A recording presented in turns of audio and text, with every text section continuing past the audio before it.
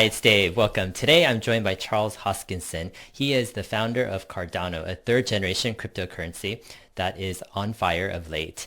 In the early days of Bitcoin, he was a proponent leading educational projects, and also he was one of the key people in founding Ethereum as well. He's a veteran to the crypto space, and I'm super excited to welcome Charles on the show. Welcome.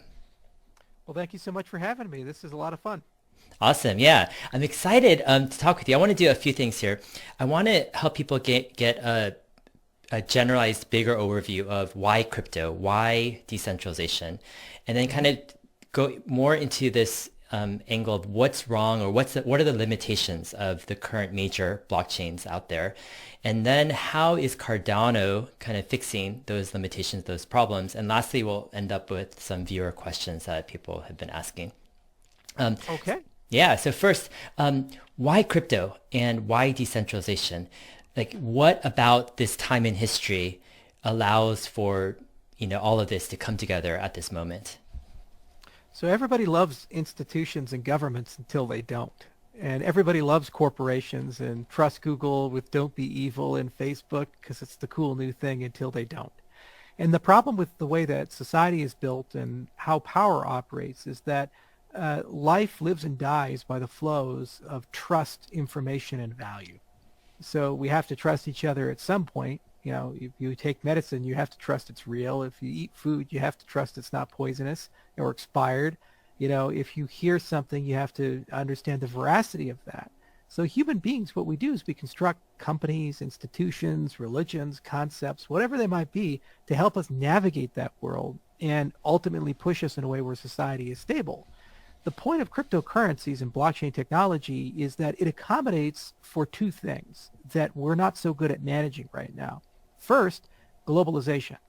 Well, you know, when we had the Westphalian state model, we have these countries, as long as like countries are siloed and that's that, China's China, America's America, Japan's Japan, it kind of works.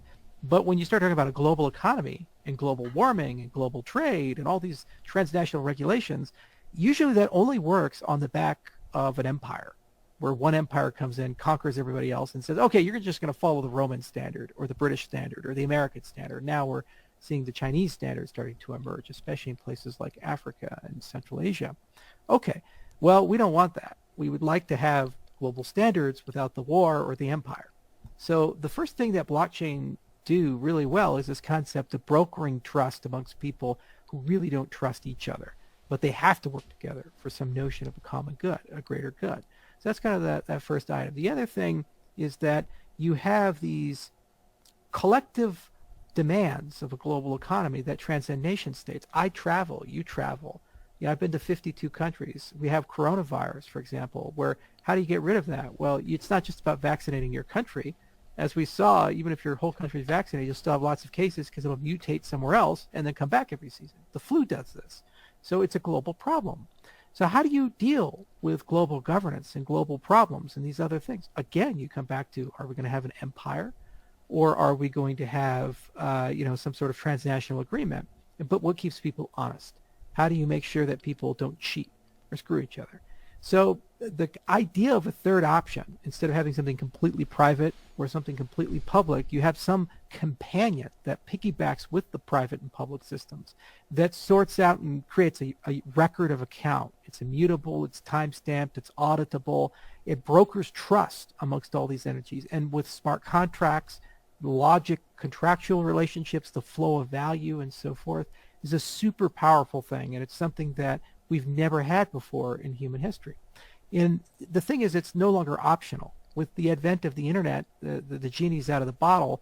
Information now flows instantaneously. And it's really disrupting society in positive and negative ways.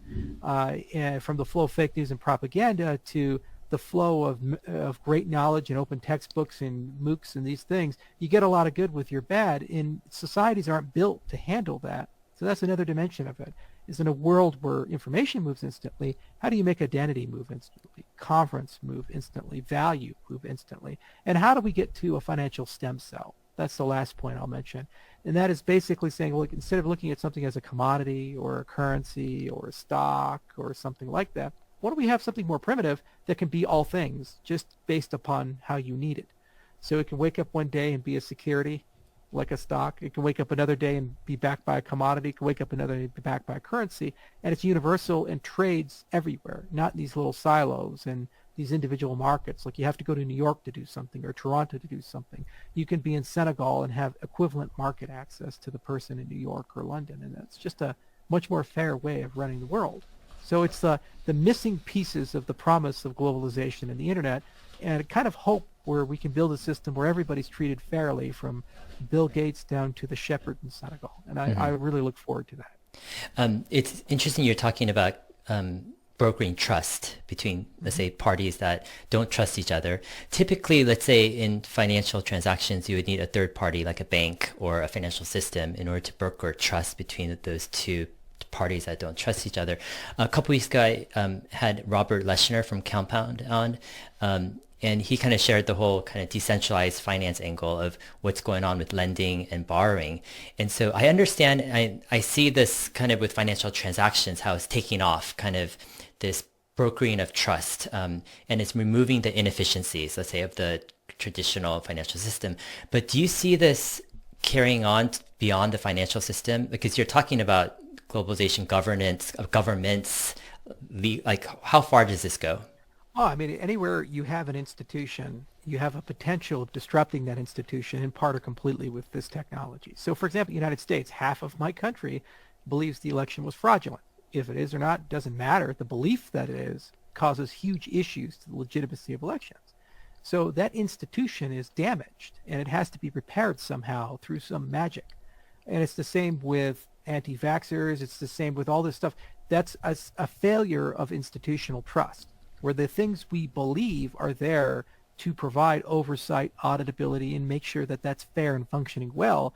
Some group of people no longer believe it's functioning properly, with or without justification. So you can use these systems for property, voting. You can use these systems for identity management. You can use these systems for supply chains. And it can be as pervasive as you go to the supermarket and you see a label that says GMO-free organic, and you can scan a QR code and actually see the chain of custody of where it came from and who signed that and who's putting their reputation on the line, that it indeed is. So any place there's institutional trust, if those institutions are weakened or no longer trusted, or it's difficult to assess them because they're foreign institutions, like, for example, do you trust the government of Tanzania for your beef?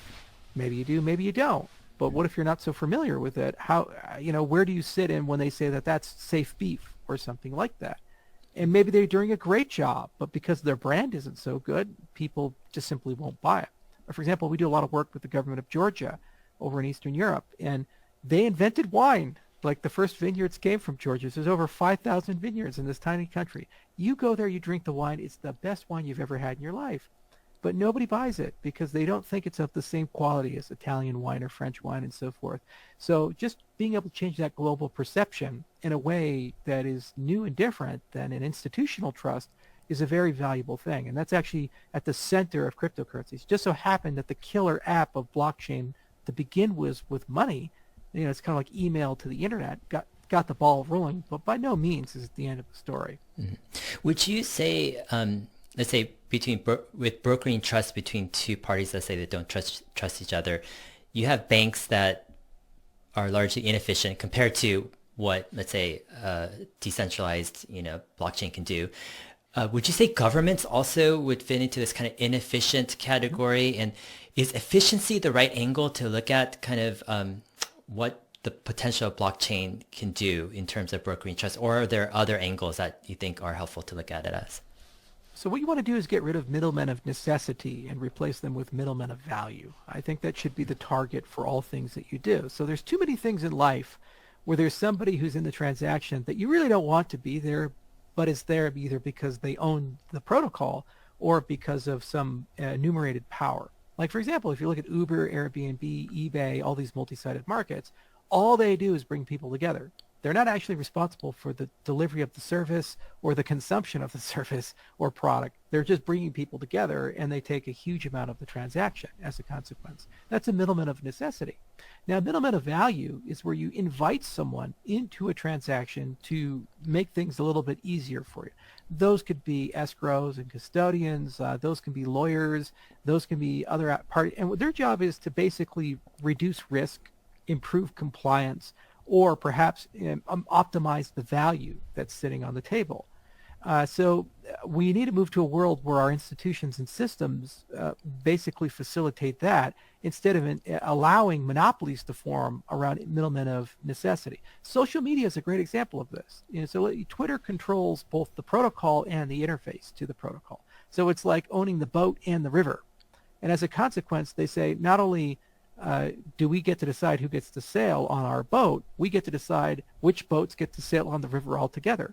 If you separated the two, Twitter, the website, could have a blockchain or cryptocurrency backend, and then that backend could also plug into Facebook, and it could plug into LinkedIn or to our social network or whatever.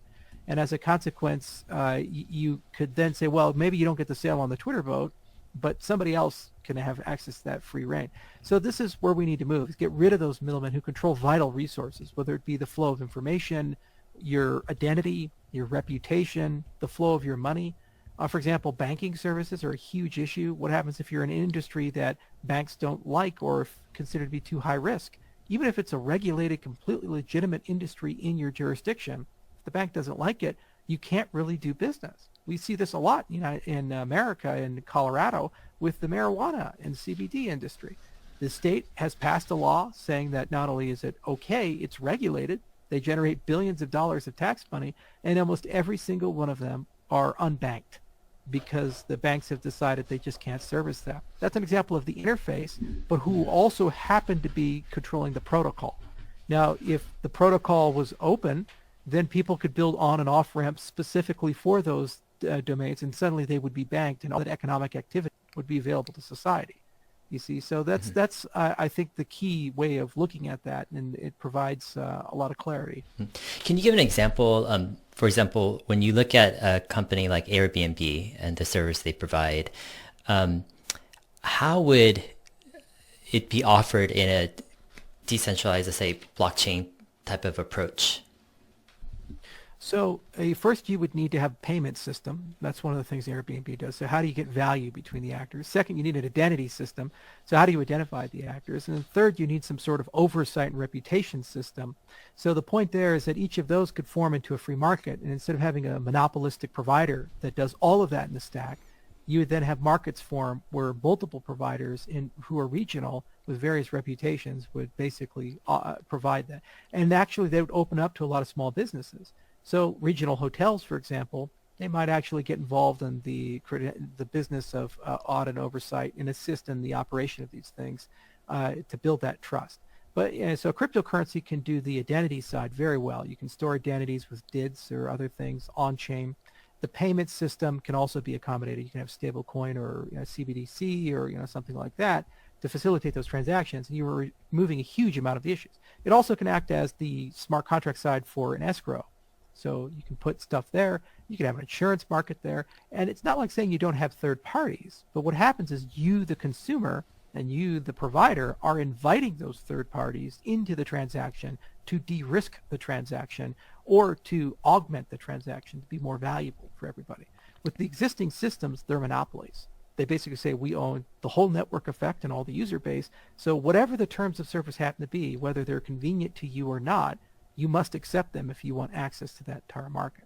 Great example would be Uber, where every year it becomes less and less profitable for an Uber driver, but they can't say no because they lose access to that entire customer base.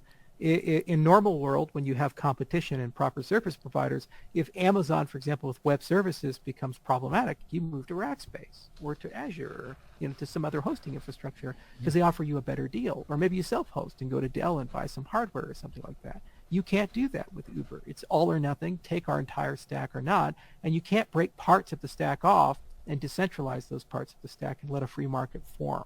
And this is a dangerous thing in society because not only is that happening, but then also you have collusion where these small group of monopolistic actors are getting together and they're preventing people from competing with them under various labels. Like Parler is a great example of that, where they say, say, if you don't like Twitter, compete with Twitter. Oh, okay, so they created a competing platform. And then Google and Apple and Amazon got together and universally deplatformed this competitor. So now it's no longer the case that you can even compete. There's only one way of doing things, and that's it.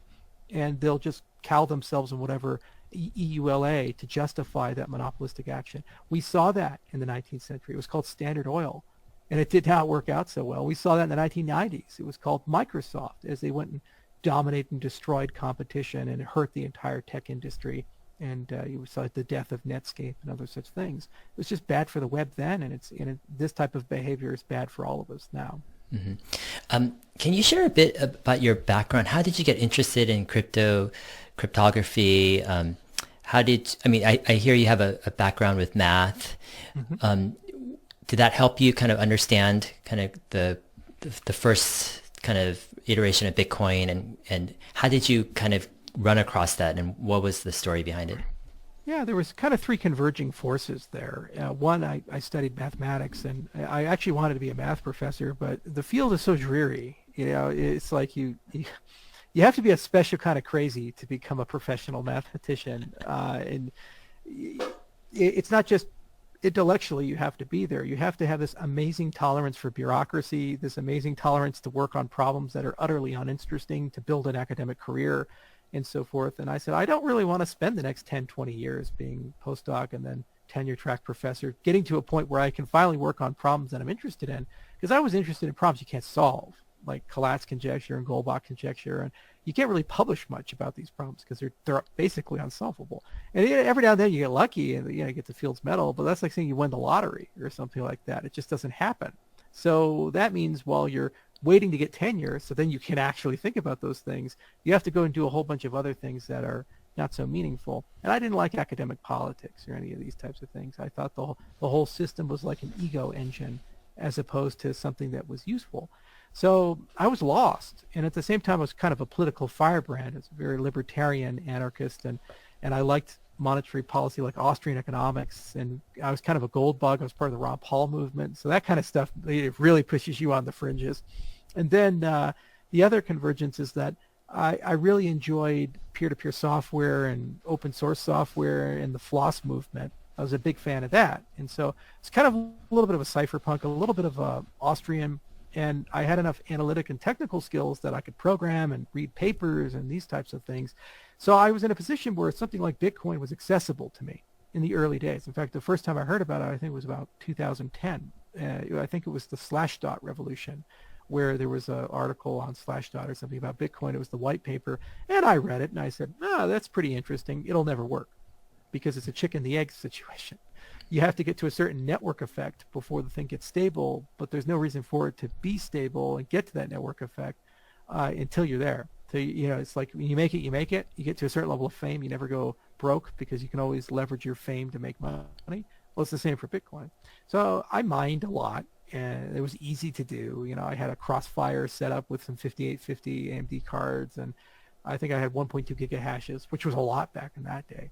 And then I bought a lot, and I would buy things with Bitcoin on Bitmint and these other places. And I thought nothing of it. I have a $4 million Xbox 360 that I can't ever give away. I'm just like, I paid a lot of Bitcoin for this thing, and I'm never going to give it away because of it. So I have that, and then right around 2013 is when Bitcoin started getting big. It was right after the Cyprus incident, and it got up to like $250. And I said, wow, okay, it has that network effect now. It's not going to go away. So I created a free course to educate people. It's called Bitcoin, or How I Learned to Stop Worrying and Love Crypto. And I got tens of thousands of students. I think it's at 70 or 80,000 now. And then one of my students happened to be a Chinese investor, and I thought it was like a Nigerian prince scam. He reached out to me and said, I'd like to give you $500,000 to start something. I was like, yeah, sure. You got some land you want to sell me too, don't you? He's like, no, I'm serious. So I was like, oh, okay. So we talked and we negotiated, and I started a series of companies, and what I'm most known for is Ethereum, but the thing I've actually done the most work on and had the most professional successes is my current company, IO Global. We've been around for 6 years. We have 300 people. We did Cardano. We work on multiple cryptocurrencies. We have the largest cryptocurrency research group in the world. We've written 95 papers, over 10,000 citations. Over half have been peer-reviewed at major venues.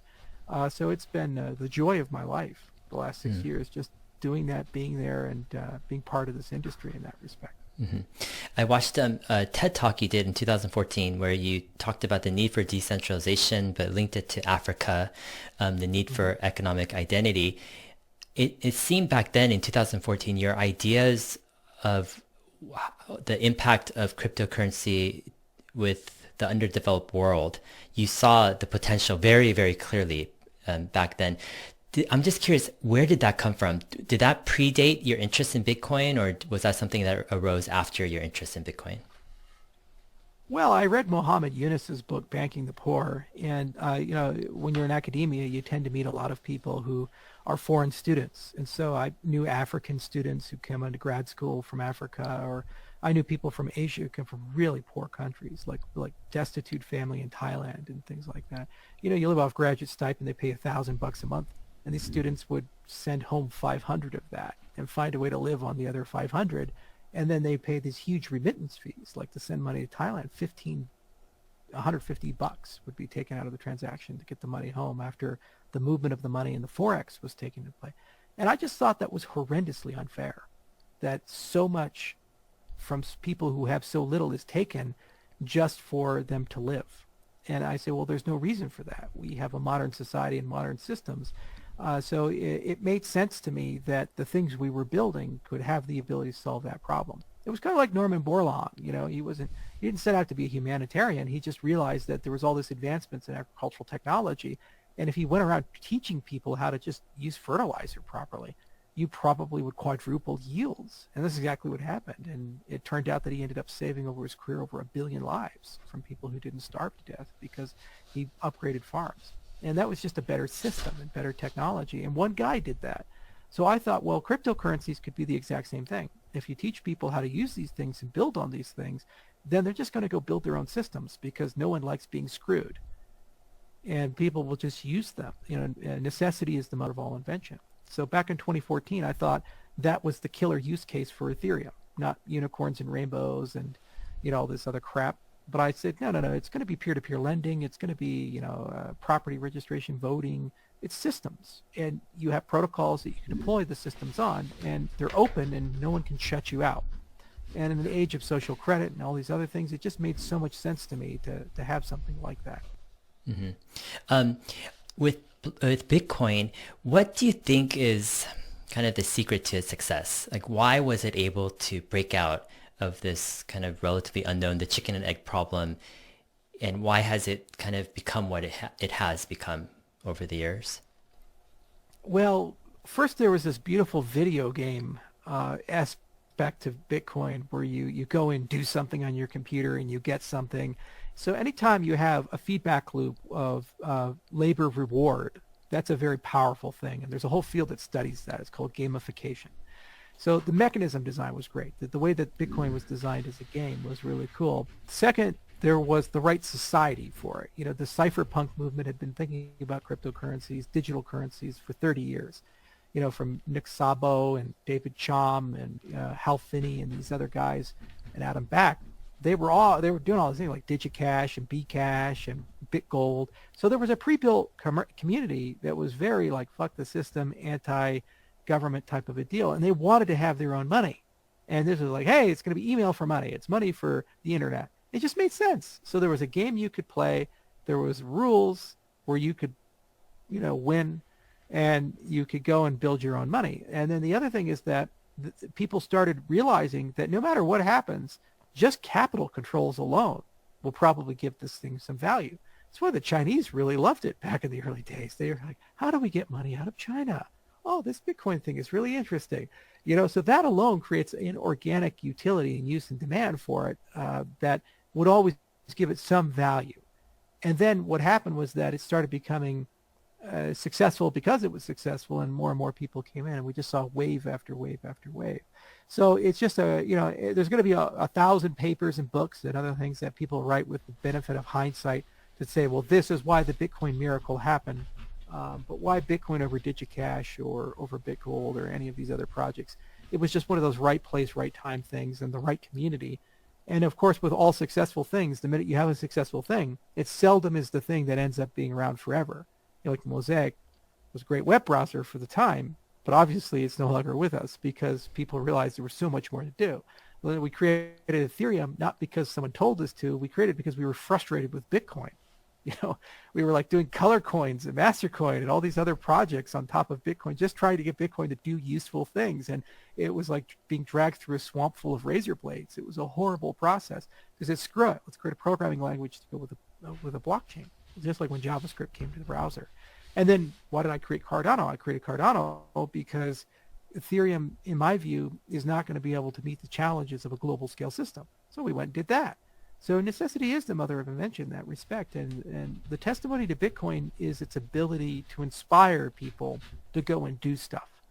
Successful projects always do that, whether it be Linux or BitTorrent or whatever. It provides real clear utility. It sells you a vision.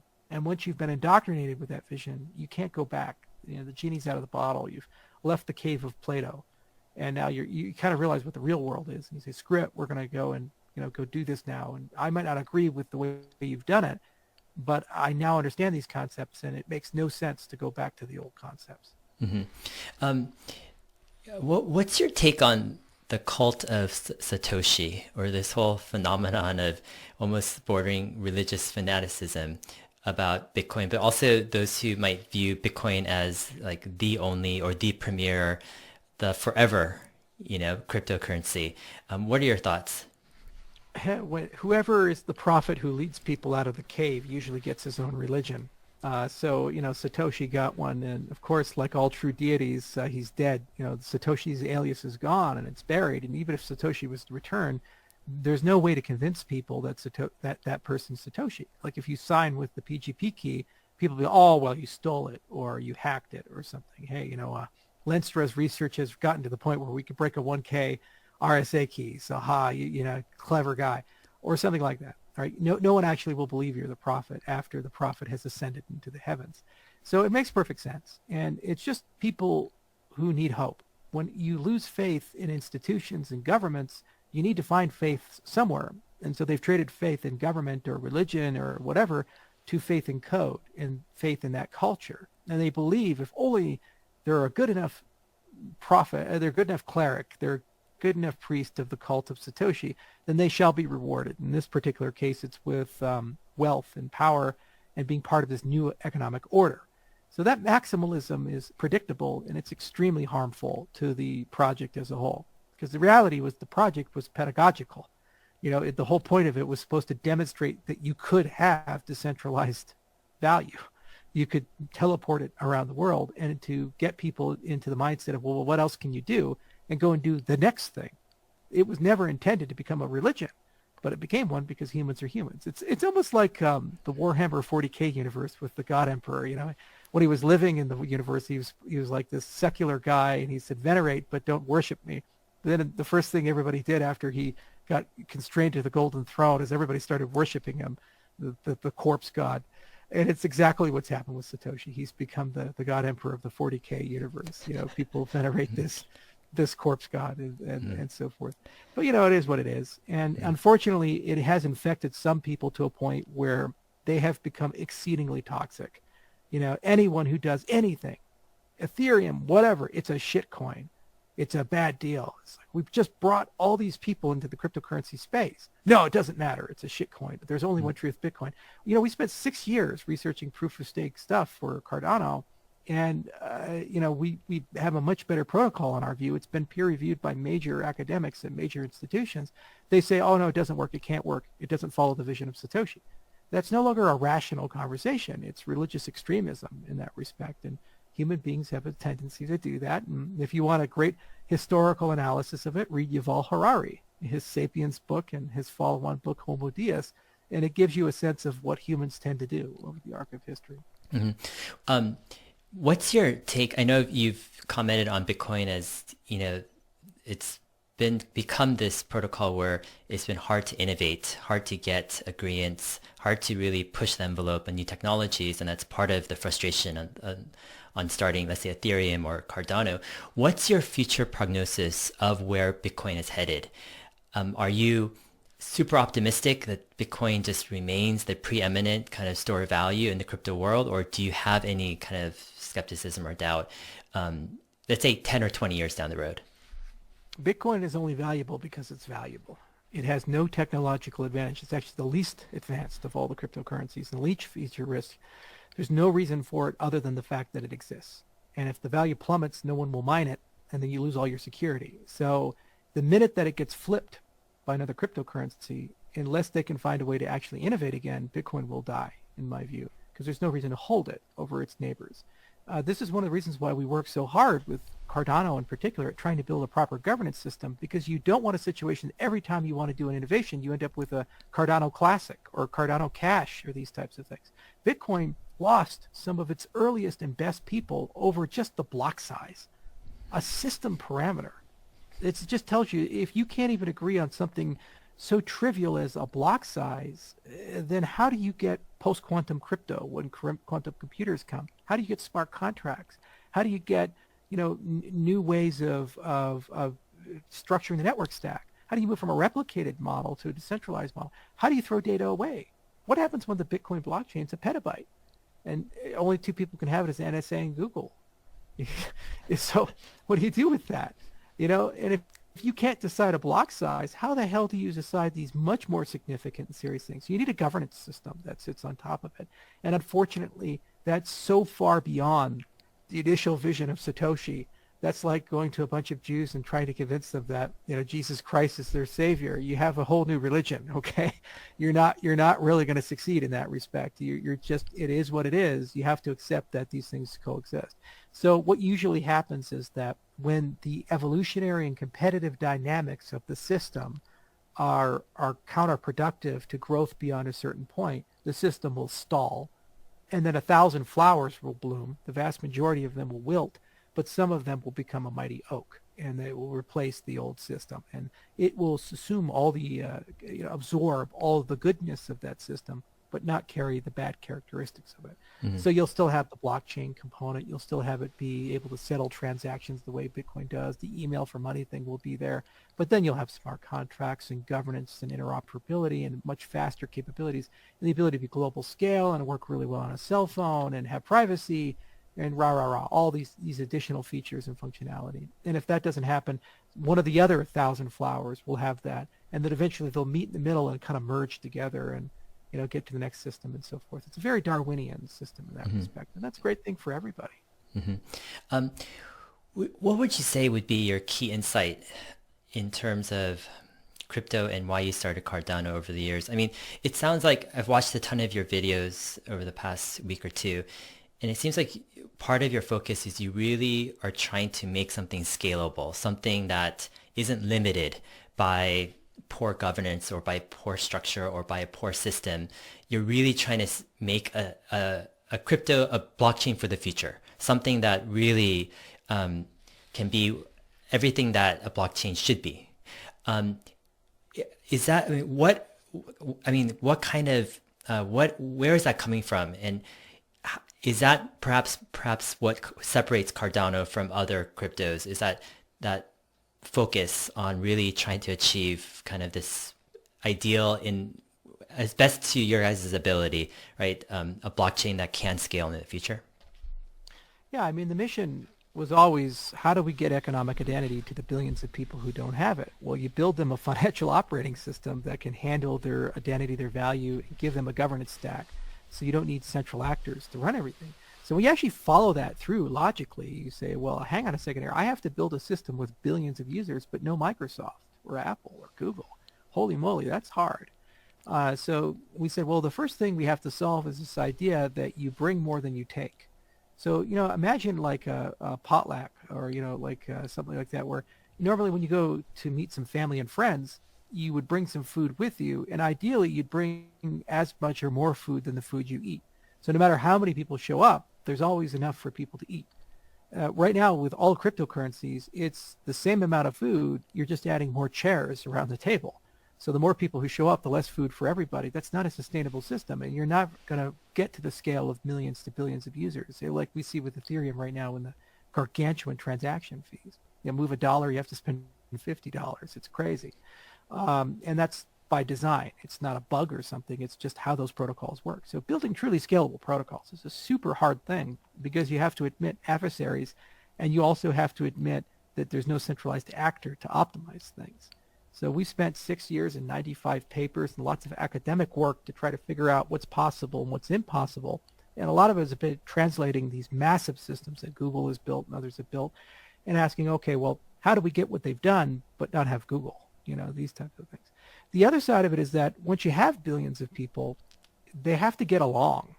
So you need a management system to be able to kind of allow them to express themselves and vote and also pay for stuff as the system wants to upgrade. So you need a treasury system, you need a voting system, you need a governance system, a way of doing hard forks and so forth, because it's not going to work. You'll get to a certain point like Bitcoin where it's impossible to evolve behind a certain point. So you're just another checkpoint at that point, and then people leave you behind when the next generation comes out and then you're gone. And then finally, there are 8,000 cryptocurrencies. There's hundreds of legacy financial systems. You need to be interoperable. You need to have the ability to talk to all those systems. Could you imagine Wi-Fi if Wi-Fi was only constrained to the manufacturer? So like your Apple phone can only connect to an Apple router. Your Google phone can only connect to a Google router. Oh, it just wouldn't work. I mean, there's nothing humans agree on, but Wi-Fi is the one true religion. You can be in North Korea, you could be in Iran, you could be in Israel, you can be in Japan, South Korea, China, Russia, and the United States, and your phone can connect to the Wi-Fi in all those countries. It's truly extraordinary when you think about that geopolitically, that's the one true faith of humanity, that and Bluetooth that we've gotten. So you kind of need a Wi-Fi Bluetooth moment in finance, and you need something where regardless of what system you happen to live in, there's a way for your thing to talk to their things, and there's a bridge for that. So whatever the third generation of cryptocurrencies happen to be, it has to do those three things. Your users have to produce as much as they consume so you can sustainably grow to billions. You have to have a Wi-Fi moment where everything just works, and you have to have a governance system that means that when you get to that scale, you don't fragment apart and break apart into 1,000 pieces or get to a certain point where you just simply can't grow anymore because the firm is too big, if that makes sense. And so we said, let's go do that. And if we do that well, then I'm going to have the cheapest, bestest protocol in the world for economic identity. And I could tangibly go to Ethiopia and all these places and say, hey, how do we get microfinance and microinsurance and these other things to run? It just so happens that that's also the best protocol for America and for the European Union and for China and for other places. And it's an open protocol. So rent-seeking people seeking profit will build on that system. So I get to have my cake and eat it too. I get to go and do my life mission and go and play around in Africa and Eastern Europe and Southeast Asia. But then other people get to use the exact same infrastructure to do their stuff. And a lot of that stuff will be Fortune 500 companies and so forth. And their success is my success. The things they build, I get to use. The things I build, they get to use. It's a beautiful, beautiful thing. Mm-hmm. You talk about third generation crypto, and first generation being Bitcoin, largely as a store of value, proof of work, and then second generation being Ethereum with smart contracts, but Ethereum kind of experiencing some limitations of scalability and cost. And then in previous talks, you've shared kind of how, Polkadot might be kind of something that what Ethereum could have been, or, in some ways, but Cardano is more what Bitcoin could have been or should have been in a sense. Can you kind of explain kind of those thought processes? Yeah, so first with Polkadot, had Gavin Wood stayed as CTO of Ethereum, then they probably would have upgraded ETH to ETH2 as ETH2 at Polkadot, and that would have been like a generation 2.5. It wasn't quite as ambitious as ETH2, but it runs. It's actually quite a very practical system, and there's a lot of magic to it, and it does a lot for their ecosystem. So if that alone would give them another 2-3 years to kind of think around and say, how do we get to the next level? Now, the thing about Cardano was that we didn't have the luxury of even Ethereum because it hadn't launched when we started working on Cardano. They were just starting to get there. They had some test nets. And I had the original vision of Ethereum from when I was CEO there. And so I had kind of that to start with. But we started from first principles, and we started from all the way back to distributed systems stuff in the 1980s, and we kind of worked our way forward. So we wrote a paper defining what is a blockchain. It's called the GKL model. It's one of the most cited papers in the cryptocurrency space, over 900 citations, and it just defines here's what a secure ledger is. And then we looked at a lot of things like the accounting model of Ethereum versus the accounting model of Bitcoin. And what we realized was that Satoshi actually did a lot of stuff right, but there was obvious places where the team or person who built Bitcoin had holes in their computer science knowledge. because no one is an expert everywhere. So there were places where we could massively improve what Satoshi had done, and we could achieve the same or more of what Ethereum was trying to do, and do it in a way that we felt had a longer time horizon, more viability over a longer arc of time. But the greatest example of that is the accounting model. So Bitcoin has something called UTXO, and Ethereum has something called counts. Well, the problem with the counts model is everybody in the whole system has to kind of know each other's business with it. And so there's this concept of a global state. Whereas UTXO, you don't really care about the global state. You just have to care about your part of the graph. And then that, as long as you have that, you're okay. So if you're talking about sharding, talking about going from replicated to distributed, that's a much more graceful system to distribute. The problem with UTXO is it's not built for smart contracts. So we said, well, could we extend UTXO to have smart contracts? And we thought about it. Blockstream thought about it with a project called Simplicity, and then some Italian researchers created something called BitML. And so there was really a lot of good ideas, and we formalized the whole thing 2 years ago with the extended UTXO paper that we published and submitted to, I think it was ICFP. So that alone meant that we could take what Bitcoin had achieved and then suddenly have smart contracts with it, and suddenly have a lot more security properties, better way of figuring out resource costs, easier time sharding. And actually we have some hard data on the comparison of these two things. So there's a famous researcher at University of Illinois, Urbana-Champaign. His name is Pramod Viswanath. And he wrote this paper called Prism. And it's a sharded proof of work protocol. And he decided to run it on Ethereum and decided to run it on Bitcoin. So the optimizations he did for Bitcoin allowed him to be 10,000 times faster than Bitcoin. The optimizations he did for Ethereum, he was only to be able to be 100 times faster. So the UTXO model is just much easier to deal with in that respect. And there's a lot of that in there. And there's just a lot of goodness in the Bitcoin model. Like the design of Ouroboros, for example, our consensus algorithm, we really liked the probabilistic finality of proof of work. We didn't want to go with a BFT protocol like Algorand did or Cosmos did or these other guys. We said, let's keep to what Satoshi did, have confirmations and these types of things. We feel it's a much more graceful system. It's 4 million times more energy efficient. And it gets more energy efficient over time, whereas Bitcoin, as it goes up in price, gets less energy efficient and so forth. So we fixed the broken windows, and then what we did is we tried to extend it to the next generation, and we did things that Satoshi probably would have done if he had the luxury of hindsight. In other areas, we radically diverged, like, for example, with governance on-chain. Satoshi wasn't a fan of that with the writing that he had.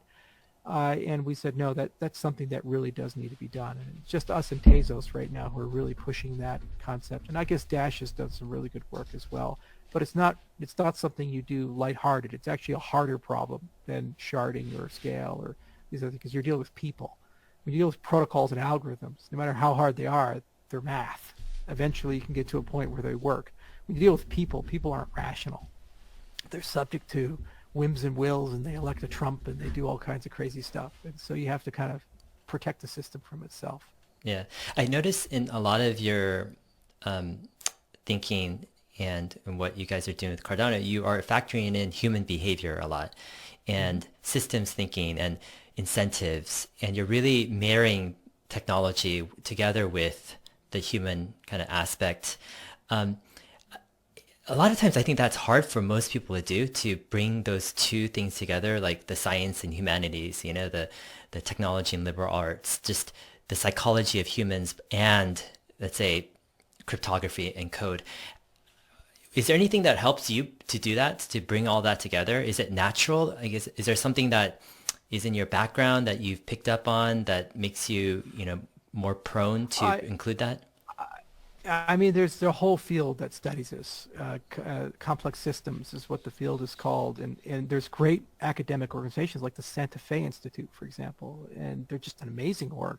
And there's great books, like Scott Page wrote a book called Complex Adaptive Systems. And so given that there's 30 years of history in a whole lot of academic domain that says exactly that, how do you build complex systems from simple rules and the interactions of those rules? And they can be markets, they can be sand dunes, they can be voting behaviors. And there's all kinds of cool models you can look at. So once you go down the complexity road, there's so much you can gain from that analysis and that inquiry. And it's completely virgin territory for the cryptocurrency space. It's almost as if they don't even know that this field exists. So that's a huge unending series of inspiration. And we do have some people who that's what they got their PhD in, and we talk to them. And there's a lot of practical experiments that you can run and do. And as we grow larger, that's the body of literature and the body of protocol design that we really look deeply into. It could be everything from how do you rebalance transaction fees to what's the optimal amount of stake pools in your system, to how much should you be paying for security? Are you underpaying or overpaying? These types of things. And also, with voting, if you have voting, how do you actually get rid of rational ignorance? So rational ignorance is where the value of the knowledge is less than the time it takes to acquire it. So for example, I could become an expert on Peruvian cuisine and spend thousands of hours learning how to cook every dish and do all these things. But given that I don't really have a strong network there, I don't think that unless it's a passion project, the knowledge acquisition cost is more than the value of the Peruvian cuisine style. So I say rationally ignorant to that. Well, voting is the same way. You can learn everything about Medicare and Social Security and foreign policy, but your vote counts exactly the same as the crazy guy who's like, I like his hair. So why would you spend all this time to learn all those things? Instead, you just stay rationally ignorant. So you have to incentivize voting in the right way where people actually make meaningful votes and participate in a meaningful way. So systems design is super important. And as I mentioned, we have people who do that. Like, for example, we have an algorithmic game theorist named Elias Kasoupas. He's at Oxford. This is all he does. He just thinks every day, like, why do people do what they do? And how do I use systems to get them to do the things we want them to do? Mm-hmm. I noticed with what you're doing with Cardano, you're using a lot of peer review or papers, and you mentioned over almost 100 so far.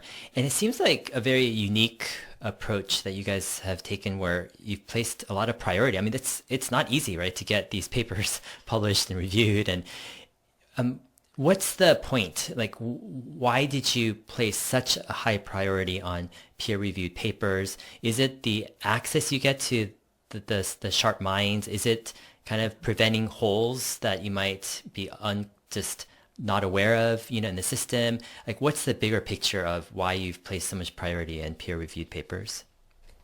So the first thing you have to learn is smart people are the best people in the world at lying to you.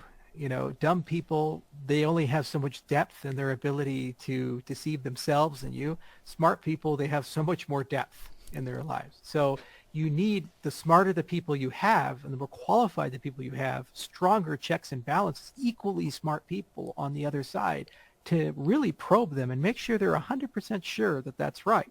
The peer review process was basically over the last 400 years designed to do that. Now, the advantage we have in computer science land is that computer science is one of the newest fields of science, of the hard sciences. Physics has been around for a long time. Biology's been around for a long time. Math, 5,000 years of history. Computer science is just the 20th century. So it actually has a conference instead of a journal peer review system, which means you do things in weeks and months that normally would take years and decades to do in the older sciences. So it just so happened that we could adopt a peer review system, and it doesn't actually super slow us down. It's more of a nice waypoint to get some things. The other nice part about it is that independent people of the project, when they say, how do you know Cardano works? Here's what happens when you meet these cryptocurrency founders. They're all brilliant people, and they give you a paper, and they say, look at all the math, look at the code, look at this, and you're like, okay. Like, are you a computer scientist? Are you a mathematician? Can you actually read the paper? Most people can't. 99.9% of people can't. They're just symbols on paper. So how do you know it works? You have faith in Bob or Bill or Jim or Jane that they actually did their homework and did it right. So what does that mean? You've developed a cult of personality around a founder, and you hope to God that cult is not going to lead you down to the realm of Stalin. You hope it's a beneficent dictator. And you know what? The more power you give an individual, the worse it is for everybody. So one thing that was super important to me is I said we need to have checks and balances that said even the guy who started it is not above it and is constrained by some behavior. And they have an expectation that before we make a claim, the claim is checked by independent people who are outside of the system, who are equally qualified to verify that claim is right. The other thing is it gives you a decentralized brain. When I talk about 900 citations for the GKL paper, that means 900 groups of scientists read the paper and thought that it was connected in some way to what they were doing and cited it. And here's what happens. Those teams call you. They talk to you. They say, did you think about this? Do you think about that? Like we created Ouroboros, and some academics out of Stanford and UIUC, they created a variant of it called Nakamoto proof of stake. It was actually a problem we wanted to solve. We were a little like, damn, we wish we would have written that paper. But now that that's part of the commons, I get that for free.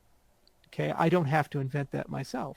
And there's certain people in academia who you cannot talk to in a commercial sense. Like a great example would be Adi Shamir, the S in RSA. He's crazy fucking rich. He's got hundreds of millions of dollars. You can't call up Adi and be like, Adi, you need to come work for me. He'd be like, I'm an old man.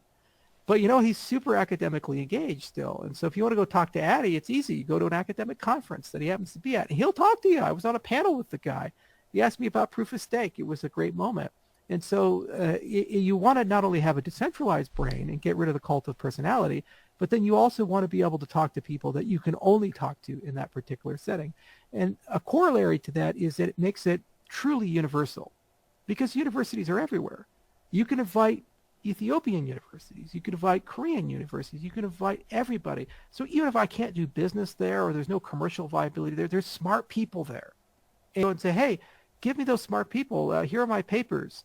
And now you have a lingua franca where you can communicate with those people, and then they can ask you questions and show you things and so forth. And so I felt it was so incredibly important, because if these protocols really are going to be the next big thing, they are going to run your life.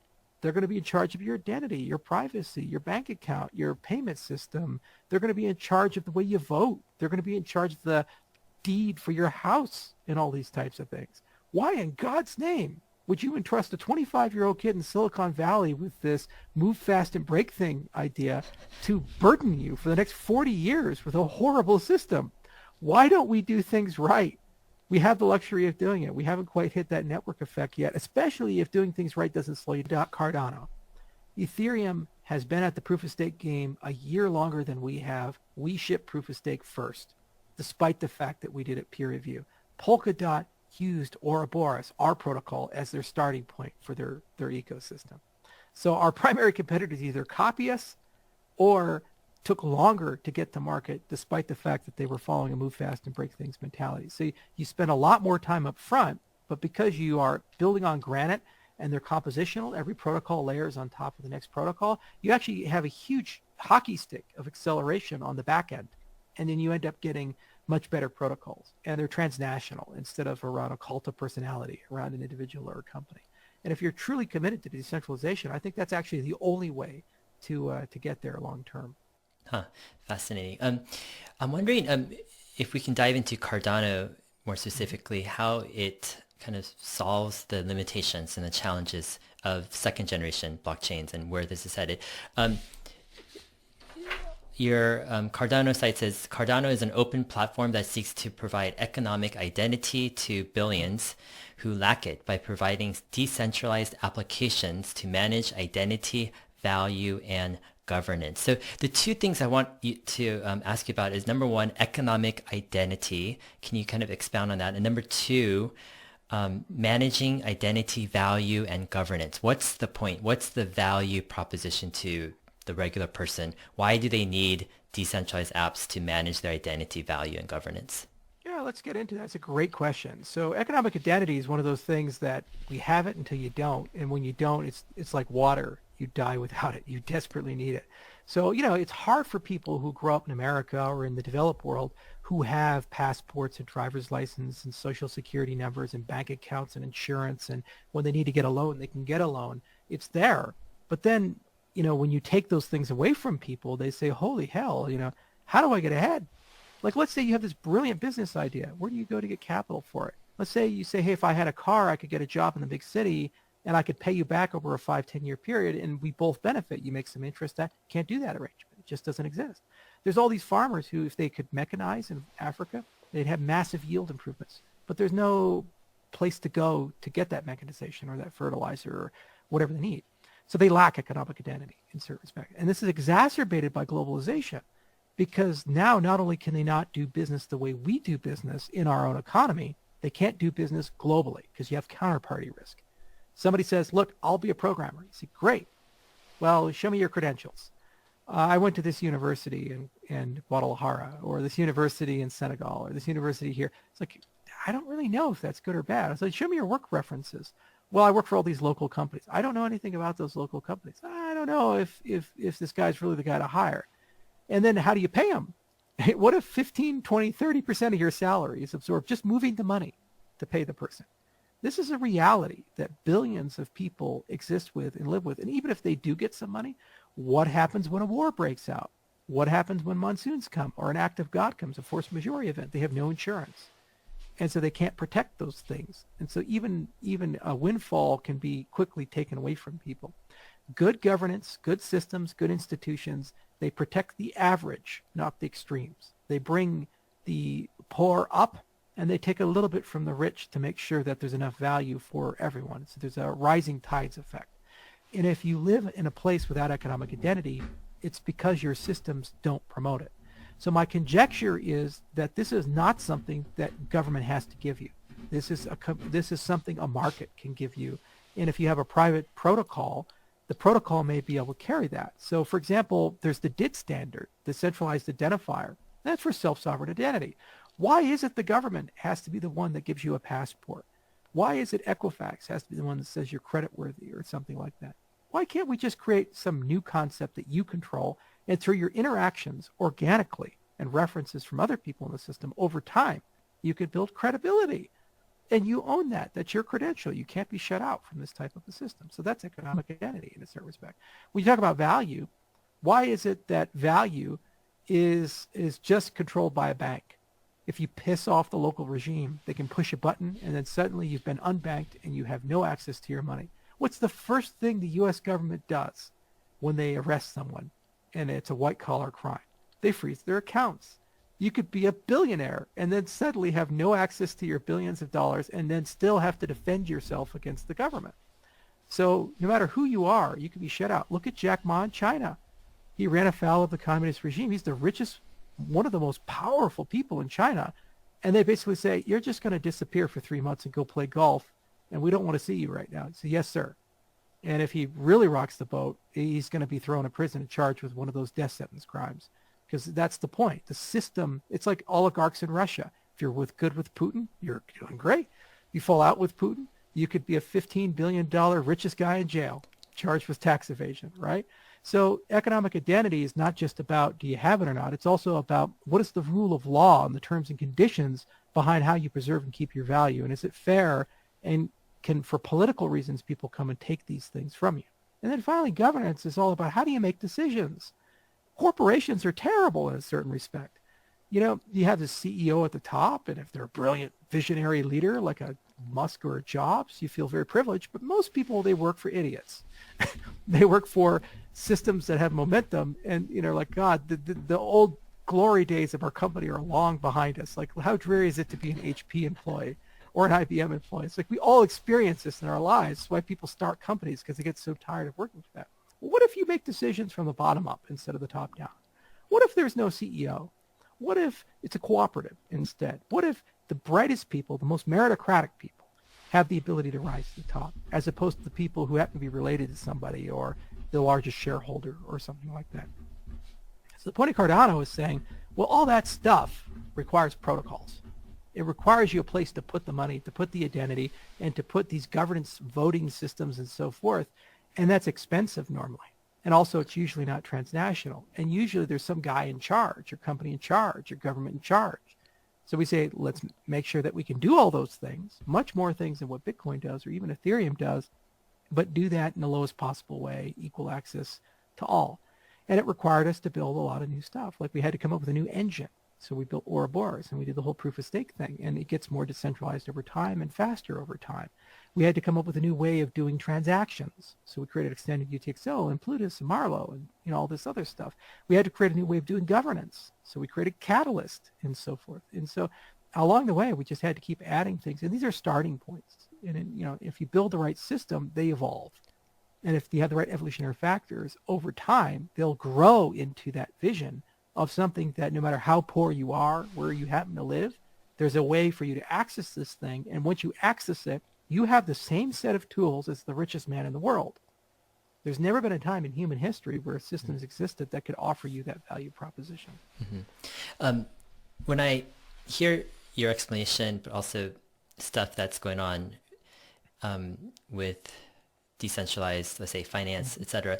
It strikes me as a little bit of an alternative universe, of an alternative economic universe, that it's almost like a different dimension in a way, a different alternative reality, where people are actually creating an entire economy that businesses and products and services can be exchanged. But when I hear kind of your thing about economic identity, it also sounds like, okay, wait, the centralized traditional economy has failed a large group of people by not being fair or efficient, not providing the simple tools that people need to transact in this, let's say, physical world traditional economy. But even that, the economy is still unfair, inefficient, etc. But now there's the beginnings of a completely different universe of, it's an alternative economic universe where you can have fair identity. You can have the tools. It could be an efficient system. It's not rigged against just certain people, but it's equal opportunity. And potentially, I mean, do you think this decentralized infrastructure economy, do you think this will run the majority of economic value in the world? You do think that when tipping point kind of happens in the future? Well, it's always crazy until you remember that we've seen it happen multiple times already in our lifetime. I mean, first with the software industry, when Bill Gates told his parents, "Hey, I'm dropping out of Harvard to go do software." They're like, "Are you selling shoes? What is software? What is this?" Like, no, it's like digital code that runs on a computer. What's a computer? Those giant things? No. They're going to get small. They're going to be personal computers. But trust me, this software thing is going to be people are going to pay real money for something that you can infinitely replicate. And we're going to create artificial scarcity within it. It's going to be a whole industry. Trust me. It's like, it was a crazy concept. Now it's just like, oh yeah, software industry with tens of millions of people in it. And then the internet, they were like, oh yeah, we're just going to get involved in this industry that requires everybody to like get something installed in their home.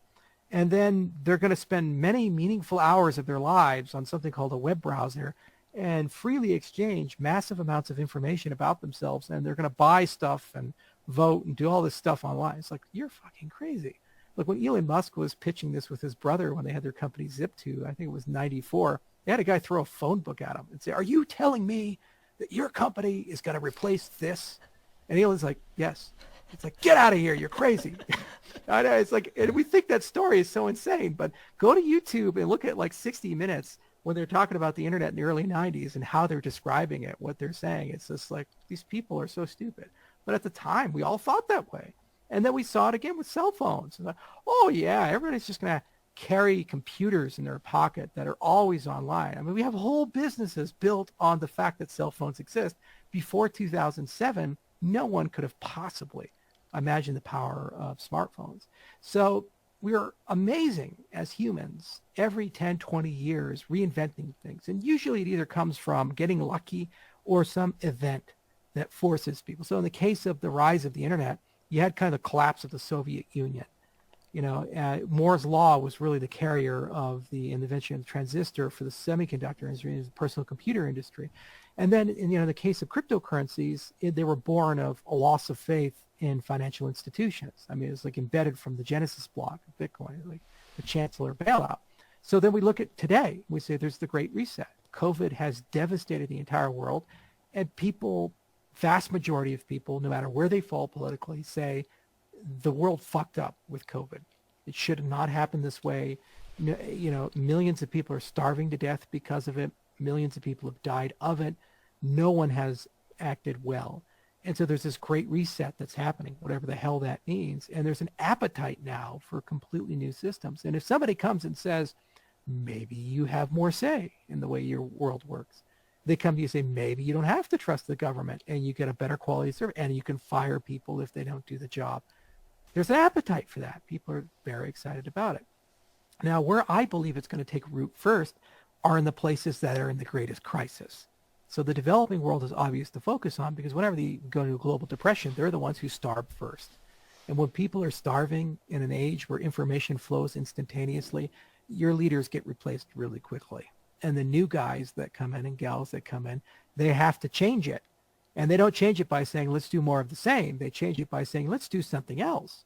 And they go for the crazy ideas. And some of those crazy ideas actually work, like blockchain or something like that. And then somehow they win. And when they win, that means their nation becomes significantly wealthier. And then all these Western companies are saying, holy shit, we need to adapt. Because if we don't, these guys are going to eat our lunch.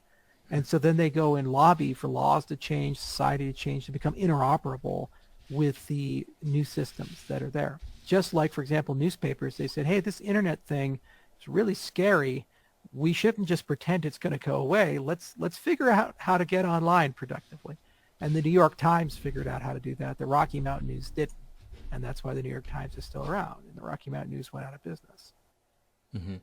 I mean, that's fascinating because, yeah, with, I guess, the underdeveloped world as a catch-on, I hear you have an announcement or something you're waiting for with Africa, right? There might be a nation state that might be making an announcement regarding Cardano. So I'm super excited about this.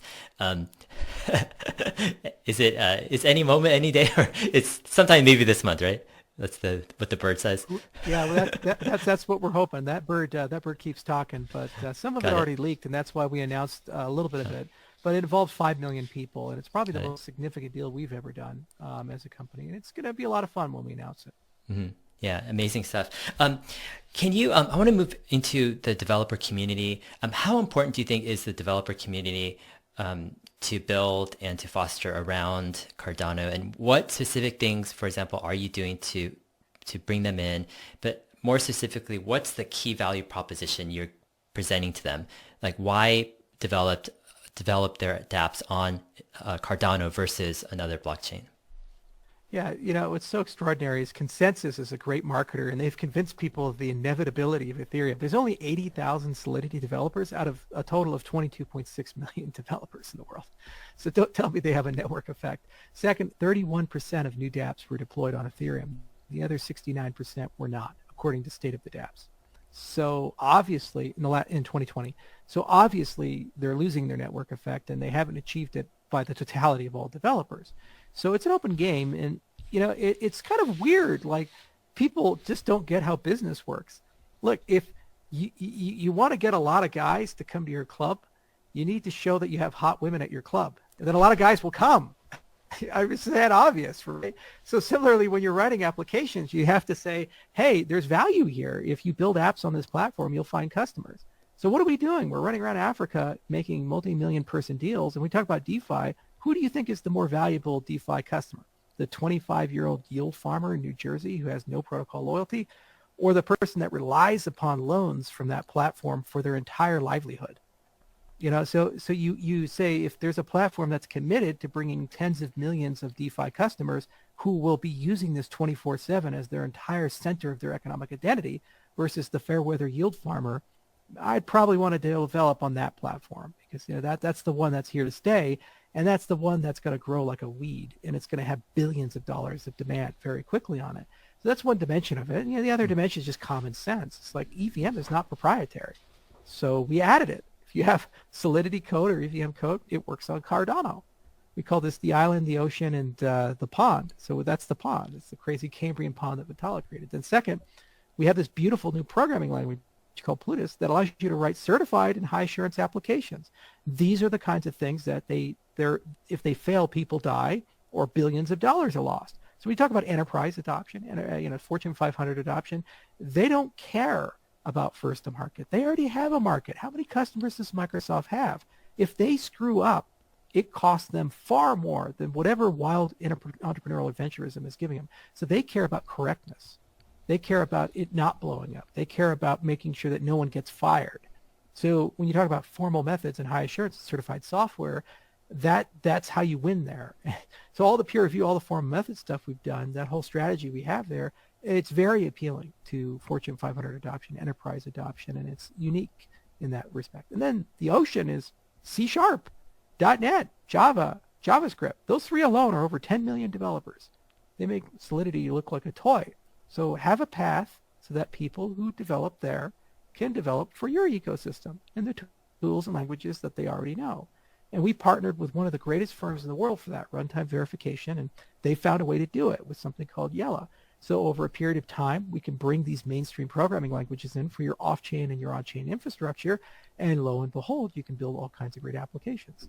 But in general, when you think about developers, I call it acidic as the strategy. So what it stands for is developer acquisition, developer collaboration, developer incentives, application deployment, application interactions, and application curation. You have to have all of these end to end if you want to be truly a great platform for people to come in.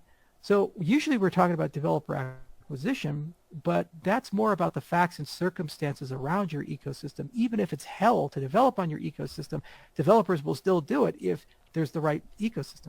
No greater example than Nintendo. When you built original Nintendo games, you had to write assembly code. It was like the worst experience in the world, but people did. The customers were there. So they'll be willing to endure a lot of pain. And I'm not saying we have that. In fact, it's the opposite. We've tried to give people a glass of ice water in hell. But that's one thing about acquisition. Second, collaboration is, what are you doing with them? Is it static or is it active? Static is just like, here's a book, here's a tutorial, here's some documentation, good luck everybody. Active is, here's where you go to ask questions and we'll actually answer them. Active can be, we're going to read your pull requests and help you with those things. Active, we're going to co-develop the application with you, or we can build parts of the application for you. And also, what is the platform providing you? If you issue a token on Cardano, it's treated the same as ADA. And at some point, you'll be able to pay your transaction fees in that token. Can you do that with Ethereum? No, not at all. Never. It'd never be that way, but it's just the way it is with native assets with us. Second, all those voting systems we have for voting with ADA, you can reuse them because your assets treated the same as ADA to vote for your thing. So when you're MakerDAO suffering a class action lawsuit because of a short squeeze in March of last year, and you're like, God, how do we build a proper DAO because we hate getting sued? Well, why don't you just borrow some of our governance stuff? And suddenly you don't have to figure out how to build a voting system. So you don't have to figure out how to build a DAO. The network gives that to you. Huzzah, hallelujah. Then you think about regulation. You need identity. You need KYC. You need AML. You need all these things. Well, we have a product called Prism that we've built. You can embed a DID into your transaction, into your application, and these types of things. Makes it a lot easier to think about the regulatory reality and comply with laws. Okay, so that's the collaboration side. And then the incentives, we have Catalyst. There's going to be $200 million plus money available this year for funding. That is decentralized VC. So you can submit a ballot and the community can vote on it. We've already given away $250,000. Next round going on right now, Fund 3 is $1 million, and it just will keep growing. So the money's there. Then in terms of application deployment, interaction, collaboration, we're building an app store. And we're going to make it really easy for people to deploy applications to it. And so it's one-click install for all these tabs. Just obvious stuff, acidic. And it's not, rocket science. We saw Apple do this. We saw Android do this. We saw Microsoft do this. There's 30 plus years of history in the internet world and 50 years of history in the software world about what you need to do to get things where they need to go. And yeah, the developer is certainly an important part, but it's also the ecosystem around it and the belief that that ecosystem is going to get strong that gets people there. Remember, when the iPhone started, it had 0% market share. It just, people forget that, and it's like, oh, you're going to go and overcome a 3 billion person network effect with Windows? You're nuts. Ballmer was laughing. All these other guys were laughing. But the thing was that the iPhone did things that the other guys couldn't do. That's the final point. Make sure that your platform does something that other people can't do. And the fact that it has built-in governance and built-in identity and the native asset standards, none of our competitors really have that. The other thing is we have access to markets that none of our competitors have access to. And that is what brings that first wave of people, and their success brings the next wave of people, and their success brings the next wave of people, and so forth. So it's not rocket science. You just have to be a good historian, and you have to really think carefully about the pieces of the ecosystem. Okay. With regulation, we have Janet Yellen, the new Treasury Secretary, who's going to be influential, let's say, in her decisions on how she chooses to push regulation through with crypto or not. I noticed with Cardano, you guys have been thinking about, the ability to, form a bridge between the traditional, let's say, finance world through having some type of, let's say, metadata or KYC info as an option, let's say, to put into the blockchain for certain transactions. I'm curious, your thoughts on that. It seems like there's a conflict where the anonymity of certain blockchains and crypto poses some type of threat to the existing financial, let's say, legacy systems or to the government. But to compromise, can you bridge the gap without compromising anonymity, or do you have to make sacrifices with anonymity? Yeah, so it's a really interesting philosophical question. So when you look at a transaction in general, that's kind of the heart. That's the unit of these systems, the transaction. There's kind of 5 properties to it. So first, the transactions carry units of value. And so what you're carrying on that rail has a lot to say with the regulation. So if it's a security, that's a whole different thing than a loyalty point or, a crypto kitty or something like that. So there's first the value. Then second, there's the actors involved. So the identity of the people.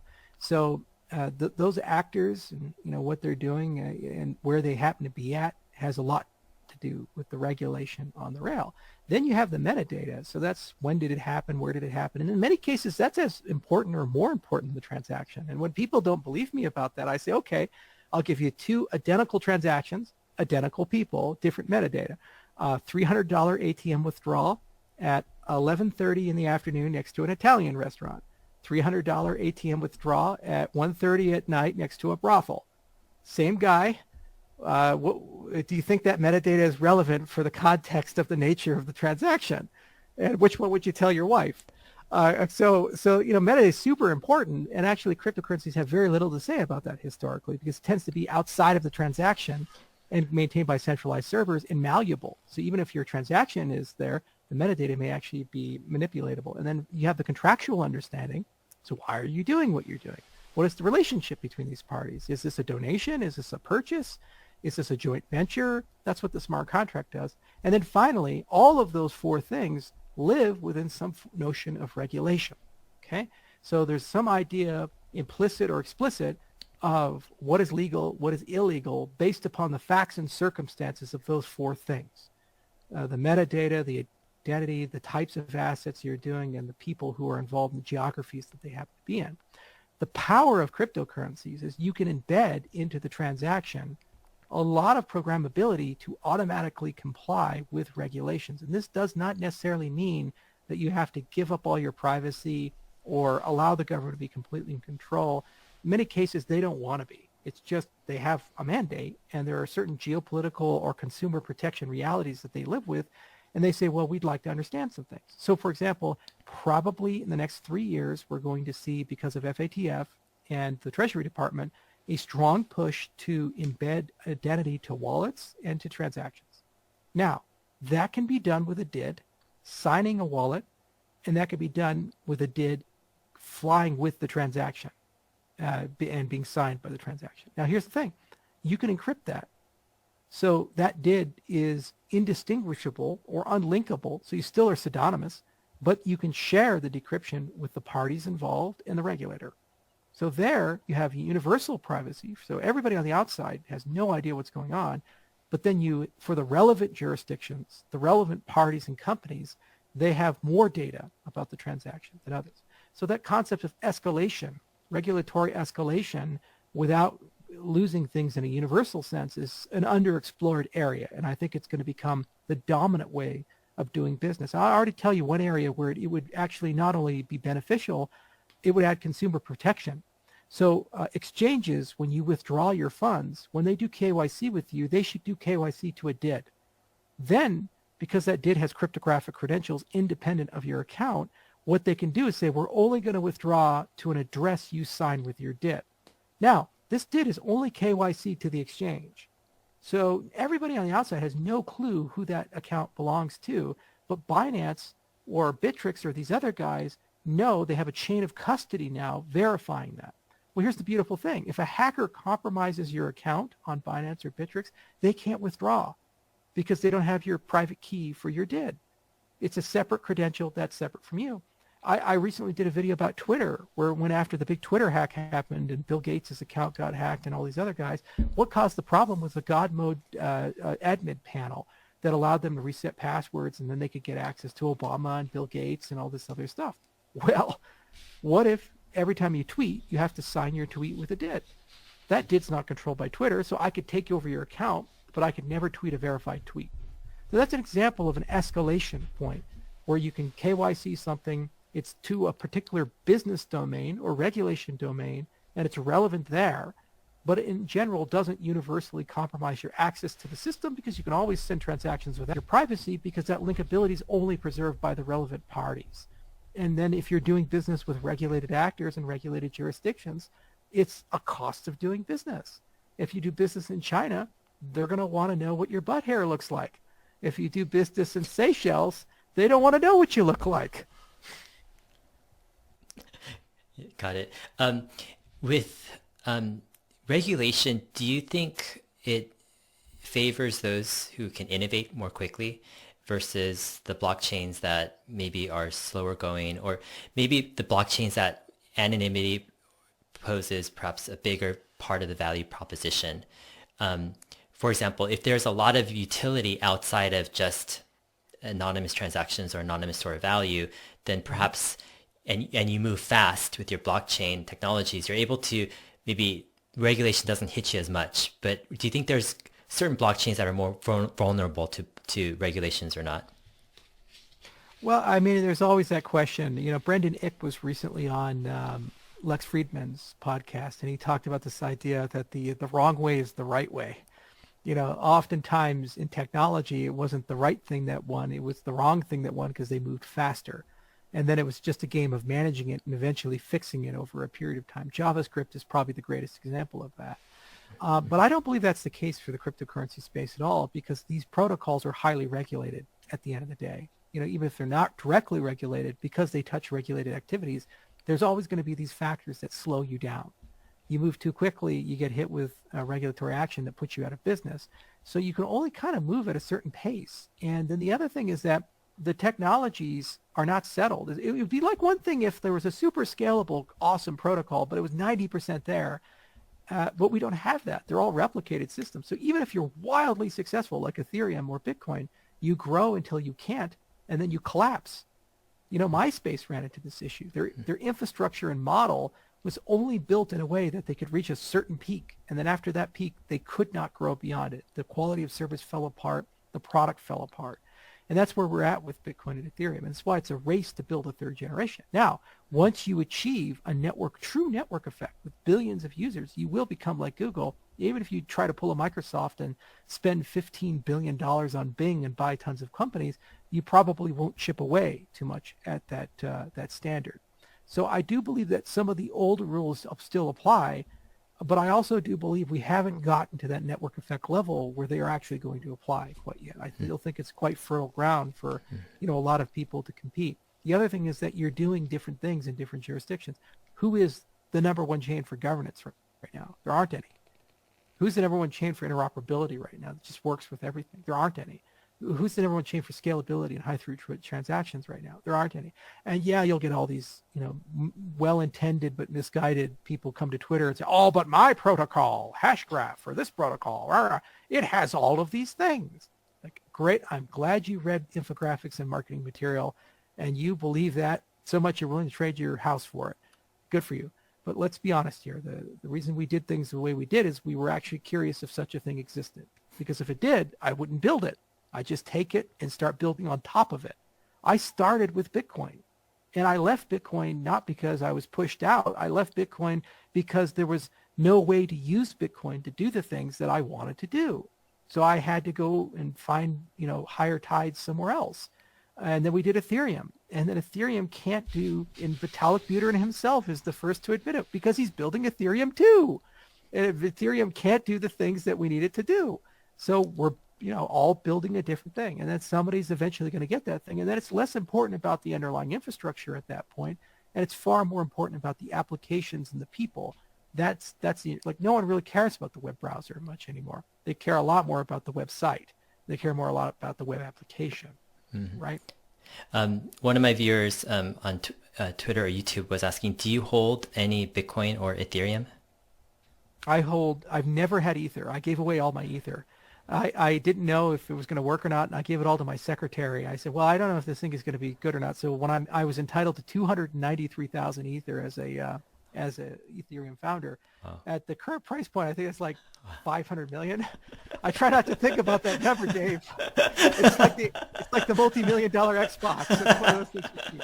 So I did okay. So I've never had any Ether. Yeah. I've had some Ether Classic. I bought some, Mhm. and I have Ergo, and I have some Poly because I worked on Poly, and I have Bitcoin and ADA. Those are the Okay. cryptocurrencies. Got it. Yeah. What was that story about the Apple investor or co-founder that He had had 5%. exactly and He was like the tiebreaker, and he just gave it. He was gave like, it. "I can't stand you here." He gave it back. But he ended up doing a lot of other stuff, and he made tens Yeah. of millions of dollars off of it. Yeah. So they asked him, like, "Do you regret that?" He's like, "Yeah, I lived a good life. It's okay." Exactly. Yeah. With Elon Musk. So Elon Musk made big waves recently with getting on Twitter with Bitcoin, with Dogecoin, and then Tesla buying $1.5 billion of Bitcoin on their balance sheet. What are your thoughts on this? I mean, do you agree with Elon Musk's move here to go into Bitcoin? What are your thoughts on his tweets on Dogecoin? I Ah, mean, it seems like he's propping this up, but does it even have anything of value, this no, coin? he's trolling the Securities Exchange Commission. This is what you do when you're the world's richest man and you're a bit eccentric and you've become Howard Hughes. He'll be saving his urine in no time. Actually, I've met Elon a few times. He used to come to my alma mater back before he was super rich and famous because he recruited aerospace engineers for SpaceX there. And his brother lives in Boulder. He has Oh, a that's right. restaurant there called The Kitchen. Kimball's a really nice guy. But anyway, basically, they took a position in Bitcoin. They couldn't go around and be like, "Yay, Bitcoin! Bitcoin's great," because maybe that's market manipulation, right? But if you say, "Hey, buy Dogecoin," which they don't hold and they have nothing to do with, how do you get Dogecoin? You buy some Bitcoin to buy your Dogecoin. So it actually manipulates the Bitcoin market by manipulating the Dogecoin market, especially for newcomers into the ecosystem. And when they get tired of Dogecoin, what do they sell it into? Bitcoin. They become Bitcoin holders.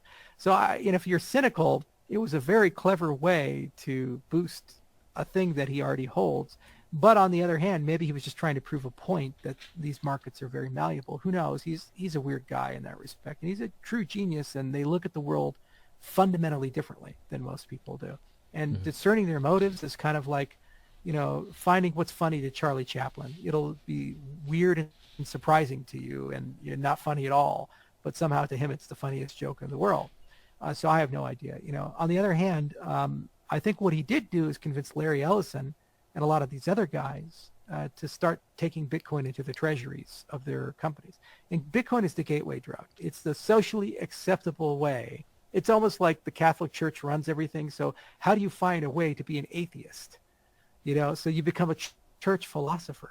And then you could talk about the nature of God. And then you're allowed to write arguments against the nature of God. But you're not an atheist, right? You're just talking around so you can come to the inevitable conclusion that God exists. So similarly, how do you get away from the dollar as a U.S. Fortune 500 company?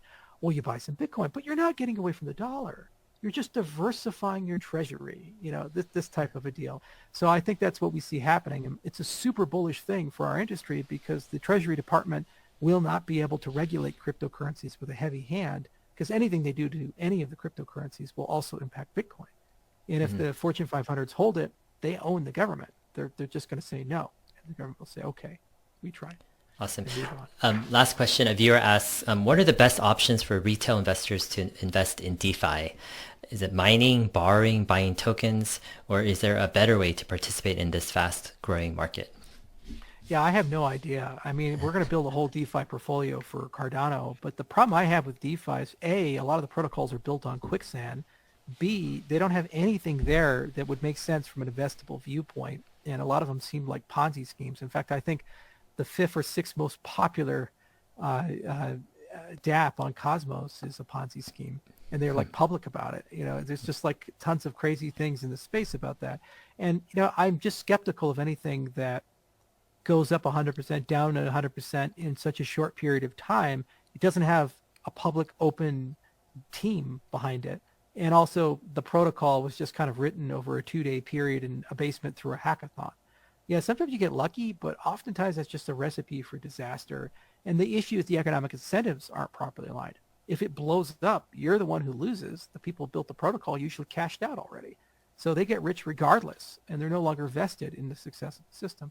So it's made me a little skeptical of DeFi. But on the other hand, we are building a portfolio for Cardano. So we're actually starting to think about this, and we have a program that we're doing with runtime verification called Alpha Frontier, where we're systematically formalizing DeFi, like Sushi Swap and all this other stuff, and trying to figure out how that stuff works so that we have specs for it. And then we can discern correct protocols from bad protocols.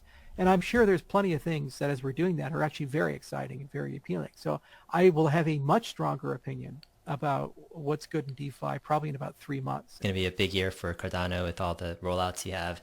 Would love to catch up to you in like about a year or so to hear an update. But I wanted to wish your YouTube channel the best too. You've been on fire with these live streams. Like I caught one last week, and the amount of comments are just so fast. I can't even read them. They're just like, it's insane. What's going on here? They're funny. I mean, I have like almost 200,000 followers now on Twitter, and I think I have like 40, 50,000 subscribers to my YouTube channel. And, I do an AMA. I used to only get like 5,000 people who'd watch it. Now I'm getting like 40, 50,000 views. So I'm not quite at the hockey stick yet, but it's getting there, and it's a lot of fun. I love the AMAs. They're so much fun to do. Awesome. Any story to your alpaca blanket there? Or poncho? Yeah, I'm getting... I have, it's -10 outside right now. It's brutally cold. So I'm wearing the alpaca poncho because it's really warm and it's got a hood. So Got it. Put it over. And then the other thing is I'm getting alpacas for my farm. I have a farm and I'm getting 4 alpacas. And so I figure I should get into alpaca culture. So I'm getting used to all things alpaca. Got it. All right. I'll add links to a bunch of your videos and your Twitter and your YouTube. Any last words you have before we wrap up? Yeah, one thing that I learned a long time ago from a person who was a computer programmer and a Buddhist monk is he said to me, Charles, sometimes the slow way is the fast way. And it's one of those Buddhist koans, right? You have to think like, what does that really mean? And I think we've kind of discovered that with the cryptocurrency space. Everything moves super fast, but then things actually move super slow too. And sometimes by just focusing on the core problems and relentlessly attacking them, you make enormous progress, and then you wake up and it's solved. Like Bitcoin came out in 2009. It's been around for over 11 years. It's there. It's a big part of crypto culture. But the promise of Bitcoin has yet to be realized, but it's tantalizingly close. And what we did is we just started, from first principles, and we've walked this insanely slow, methodical journey. And now we have Cardano and everything's turning on. And to me, it kind of feels self-evident that we have found a way to deliver that promise over a period of time. And I encourage more people in the industry to move on from move fast and break things to the slow way is the fast way, and realize that that's the mature way to do things, and that you have in your hands a tremendous responsibility. This technology, if we get it right, as I mentioned, will probably end up being in charge of people's lives in no small manner. And, we last year had Vince Cerf come to our summit, the Shelley Summit in July, and he was the creator of the internet. He created TCP/IP, and the topic of the panel was 40 years later, knowing what you know now, what would you have done differently? And he's like, well, let's write a book. Let's talk about it. And he was just going on and on and on about all the problems with the internet. And look at all the problems we have: passwords and usernames, all the hacking, the identity theft, scams, these types of things, because of the way the internet was designed. On one hand, he got things fabulously well, but all the mistakes that they made have created so many problems for us. So what I'd like to do is live in a world where things that are even more meaningful to our lives, like how you pay your mortgage and your land deed and so forth, that's built well, and we don't have the same set of complaints. And so maybe the slow way is the fast way. And with Cardano, we seem to be delivering on that promise. We keep getting bigger, and we never give up ground. And I hope next year we're twice as big or 3 times as big as we are this year. And it'd be great to do an interview with you. Awesome. Thanks, Charles. I appreciate it. And yeah, have a great day. We'll talk to you later. Here's David. All right. Thanks.